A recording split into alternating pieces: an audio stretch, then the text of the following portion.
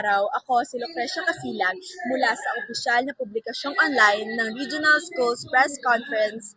At ngayon, pag-uusapan natin, handa ba ang bagong strengthened senior high school curriculum sa digital world at panahon ng AI?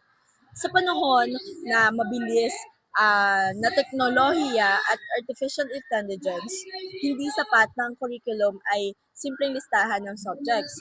Kailangan itong magturo ng skills na magagamit sa modernong mundo. Kaya kasama sa reforma ang core subjects tulad ng effective communication, life and career skills, general math, general science at pag-aaral ng kasaysayan at lipunang Pilipino.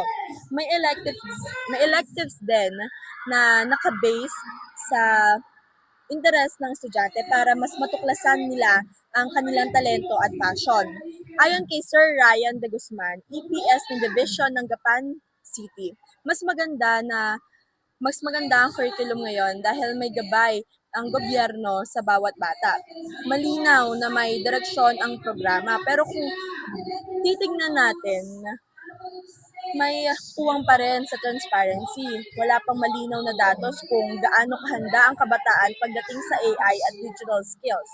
Ibig sabihin, may trabaho pang dapat gawin para masiguradong hindi sila maiiwan sa mabilis na takbo ng teknolohiya.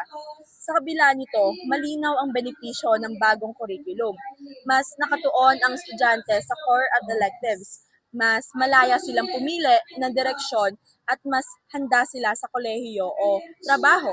Kapag matibay ang pundasyon, mas matatag ang kinabukasan ng kabataan at mas handa silang makipagsabayan sa digital world. Kaya't ako si Lucrecia Casilag at hanggang sa muli, patuloy nating pagnilayan ang edukasyon bilang susi sa matibay at handang kinabukasan ng kabataan.